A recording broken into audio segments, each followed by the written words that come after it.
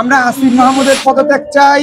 তার এপিএস এর দুর্নীতির সাথে তার সংশ্লিষ্টতা আছে। সেই চাকরি তারা যদি না পারে ছেড়ে দিক, যাদেরকে চাকরি দেওয়া হবে তারা খুঁজে বের করবে। যে উপদেষ্টারা রয়েছেন তাদের পিএস এপিএস রা দুর্নীতিতে জড়িয়ে পড়ছে।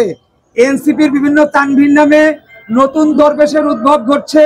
সারা দেশ থেকে নেতাকর্মীরা এসে প্রধান উপদেষ্টার কার্যালয় ঘেরাও করবে।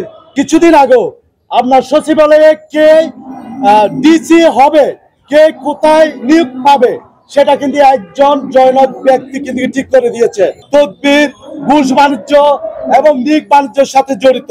এবং সেখান থেকে আমরা 6 সদস্য যুব অধিকার পরিষদের কেন্দ্রীয় কমিটি দুদকের চেয়ারম্যান মহোদয়ের সাথে দেখা করতে এসেছিলাম। আমরা ইতিমধ্যে আপনারা জেনেছেন আমরা কি নিয়ে এখানে এসেছি। আপনারা একটা জিনিস খেয়াল করেছেন, 5 আগস্ট গণঅভ্যুত্থানের পরে এই অন্তর্বর্তীকালীন সরকার জনগণের বিশাল ম্যান্ডেট নিয়ে গঠিত হয়েছিল। আমরা আশা করেছিলাম 17 বছর ধরে আওয়ামী লীগের যে ফ্যাসিস্ট দুঃশাসন, দুর্নীতি, স্বজনপ্রীতি চলেছিল সেটা আর থাকবে না। আমরা একটা জনগণের বাংলাদেশ পাবো, একটা কল্যাণমূলক বাংলাদেশ পাবো। কিন্তু অত্যন্ত উদ্বেগের সাথে আমরা লক্ষ্য করেছি, যেখানে কিছুদিন আগেও আপনার সচিবালয়ে কে ডিসি হবে, কে কোথায় নিয়োগ পাবে সেটা কিন্তু একজন জনৈক ব্যক্তি কিন্তু ঠিক করে দিয়েছে। সেটা যুগান্তরে নিউজ হয়েছিল। তার নাম সালাউদ্দিন তানভীর, তার সাথে সালাউদ্দিন তানভীর কার পরামর্শে কার হয়ে কাজ করে সেটাও কিন্তু আমরা স্পষ্ট লক্ষ্য করেছি। আপনারা জানেন তার নামের পাশে কিন্তু সাজ্জি সালাম এবং হাসনাত আব্দুল্লাহর নামও এসেছে।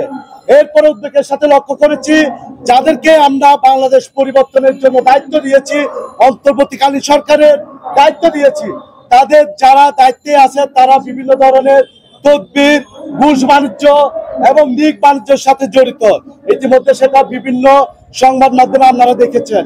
এবং তাদের দুর্নীতির দায়ে, তাদের তদবিরের দায়ে অনেকের তাদেরকে চাকরি থেকে অব্যাহতি দিয়েছে, সেটা আপনারা দেখেছেন। আমরা চাই এই সরকার দুর্নীতিমুক্ত একটা সরকার হোক। সেজন্য আমরা দুদক চেয়ারম্যান মহোদয়কে বলেছি যারা দুর্নীতির সাথে জড়িত তাদেরকে আইনের আওতায় আনেন এবং এই সরকার যাতে সংস্কারের আগে যাতে অন্তর্বর্তীকালীন সরকারের ভিতরে সংস্কার হয় এবং তারা দুর্নীতি মুক্ত থেকে কাজ করতে পারে, সেজন্য আমরা দুদক চেয়ারম্যানকে কিন্তু আহ্বান করেছি এবং সরকারকে আহ্বান করেছি। আমরা চাই না দুর্নীতিমুক্ত বাংলাদেশ থাকুক, দুর্নীতিযুক্ত বাংলাদেশ থাকুক, এটা একটা দুর্নীতিমুক্ত বাংলাদেশ হোক। ধন্যবাদ সবাই। যিনি আসিফ মাহমুদ সজীব ভুইয়া তার এপিএস ছিলেন, আমরা আসিফ মাহমুদের পদত্যাগ চাই। তার এপিএস এর দুর্নীতির সাথে তার সংশ্লিষ্টতা আছে। তার শক্তি, তার ক্ষমতা প্রয়োগ করে তিনি দুর্নীতি করেছেন। আমরা যে মোয়াজ্জেম হোসেন তার গ্রেপ্তার দাবি করছি।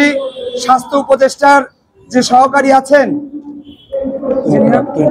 তুহিন ফারাবি, সে স্বাস্থ্য উপদেষ্টার ক্ষমতাকে ব্যবহার করে সে দুর্নীতিতে জড়িয়েছে এবং এই যে উপদেষ্টা, সেই উপদেষ্টার আমরা পদত্যাগ দাবি করছি এবং তুহিন ফারাবির গ্রেপ্তার দাবি করছি। তানভীর সহ আরো যাদের জীবনযাত্রার মান আমরা আগে কি দেখেছি আর এখন আমরা ফুলে ফেপে একজনকে বটগাছ হতে দেখছি, তাদের বিরুদ্ধে তদন্ত চাই এবং তাদের বিরুদ্ধে তদন্ত সাপেক্ষে আমরা শ্বেতপত্র প্রকাশ করতে অনুরোধ করেছি।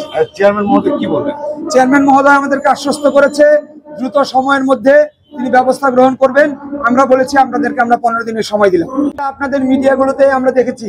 অতএব এটা দেখার পরেও প্রমাণ খুঁজে বের করার দায়িত্ব দুদকের, সেটা আমাদের না। তাদেরকে চাকরি দেওয়া হয়েছে, তারা তথ্যসূত্র খুঁজে বের করবে, প্রমাণ খুঁজে বের করবে। সেই চাকরি তারা যদি না পারে ছেড়ে দিক, যাদেরকে চাকরি দেওয়া হবে তারা খুঁজে বের করবে। আচ্ছা ভাই, একটা বিষয় হচ্ছে যে যখন 5 আগস্টের পর আন্দোলন অভ্যুত্থান যেটা হলো, সেই অভ্যুত্থানে কিন্তু সবাই কিন্তু অগ্রসর সৈনিক ছিল, আপনারাও ছিলেন, সবাই ছিল। নতুন বাংলাদেশের স্বপ্নে আমরা যখন এই বাংলাদেশটা নতুন বাংলাদেশ আসলো, সেই বাংলাদেশ কিন্তু আমরা চেয়েছিলাম দুর্নীতিমুক্ত বাংলাদেশ।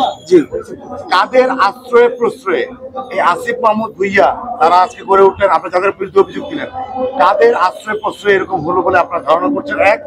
দ্বিতীয় কথা হচ্ছে তারা যখন এই কাজগুলো করে গেল একের পর এক, তখন আসলে কেউ কিন্তু মুখ খুলেনি কেন? আপনাদের মিডিয়ার মাধ্যমে দেখেই আমরা জানতে পেরেছি তারা এখনো যেহেতু প্রধান উপদেষ্টার নেতৃত্বে মন্ত্রী পরিষদে রয়েছেন, উপদেষ্টা পরিষদে রয়েছে, অতএব এই দায় প্রধান উপদেষ্টা এড়াতে পারে না। পরিষদের পক্ষ থেকে মার্চ টু দুদক কর্মসূচির মধ্য দিয়ে আমরা দুদকের এই অফিসে এসেছিলাম।